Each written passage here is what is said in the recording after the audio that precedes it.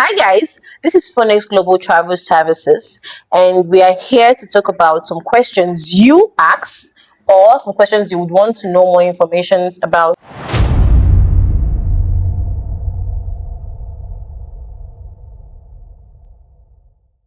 And today we have David Udwak and Telma Emmanuel. They are our travel consultants, and I have some questions here to ask them. So I would start with David. What do you think are the mistakes people make when applying for their visa for study? Okay, so that's a very good question. Many people when they apply, most one of the requirements to apply for your visa is your bank statements. Now, some people have people that would sponsor them. You Mm-hmm. understand? So, most times they really do not pay attention to some details. And now these details are that your bank statement has to show 6 months of your bank statement. You have to submit the 6 months of your bank statement, yes, Okay. and then your sponsor is also supposed to submit his or her bank statement. You Okay. understand?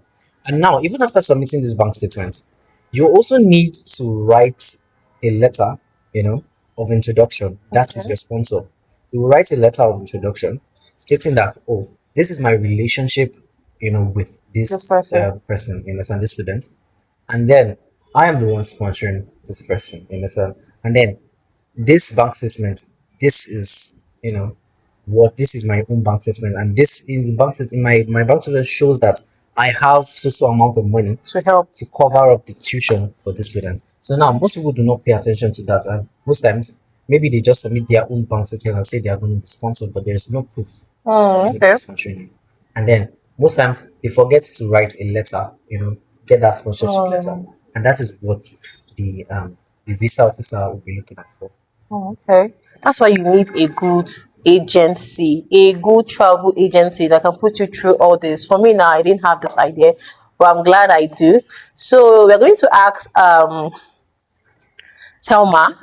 what country do you think is the best to go and study? Okay, do you mean personally or with dependents?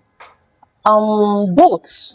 Okay, for dependents, they're very good countries like Austria.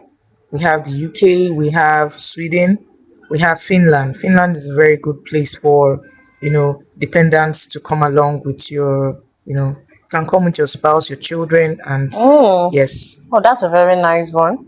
Okay. Um, why do you now think, Mr. Davis, why do you now think that these visas are getting rejected? Apart from the fact that they don't submit their bank statements or an introduction later, what is another reason why people submit their visas are being rejected when they have started their applications? Okay, for one, a lot of people submit incomplete documents, and then Okay. most of these documents do not show the details. Now, what the visa officer is looking for are the details. Now, if you're going to study abroad, you need to show exactly, like I mentioned before, your bank statement, Um, and everything has to be literally explained. And now that's why most times usually advise people to, whenever you're making transactions, always put a narration. You understand? So it's easy to um, go through.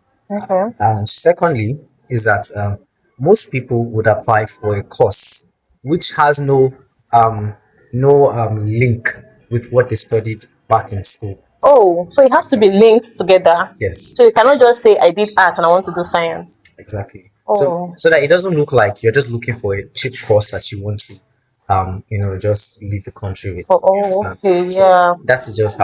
that is one of the mistakes people make. And then whenever you're writing your statement of purpose, your statement of purpose is supposed to be detailed. You Okay. understand? Now you introduce yourself.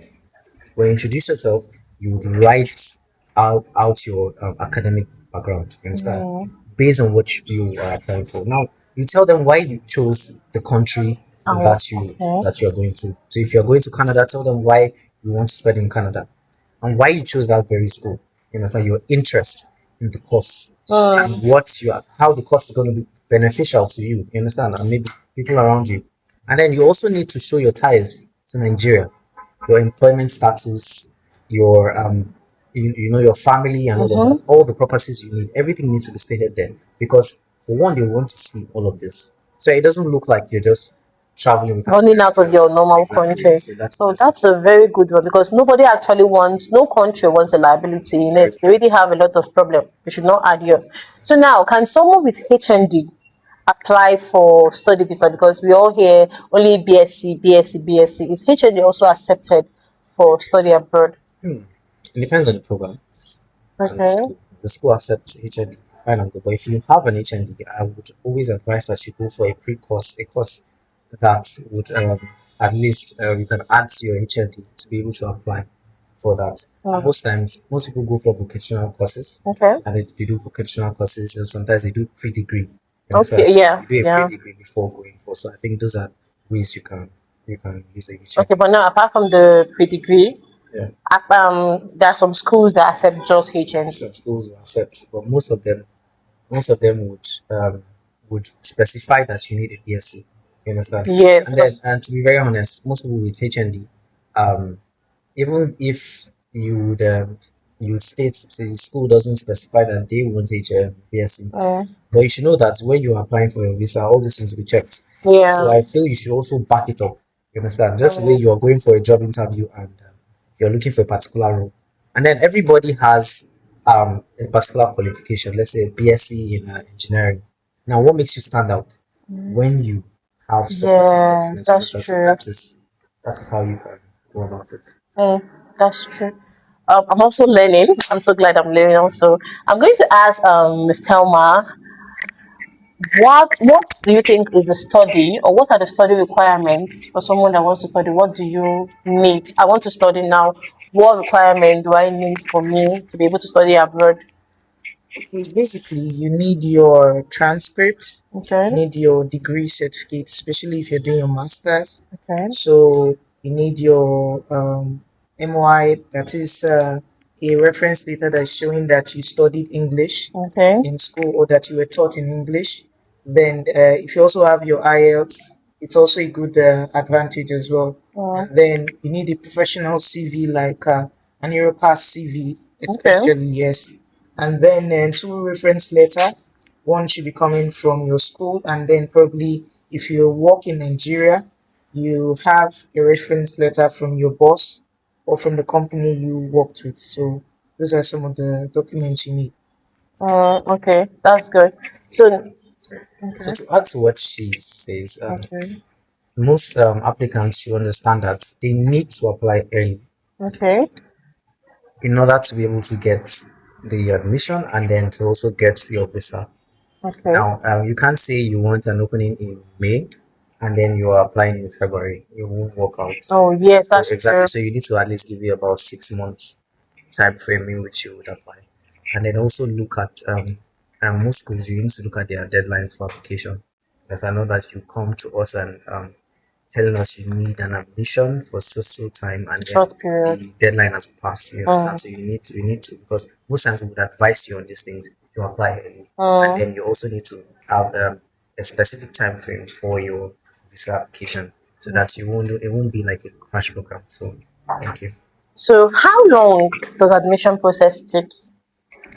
Okay, typically most schools give admission 1 week, within a week, or most times 3 weeks you got Wow. your admission. So, if I apply today, I should be given admission in a month Yes, once you highest. yes once you qualify, Oh, because that's they fast. go through your Mm. once they go through your documents and then you qualify, they'll give you admission.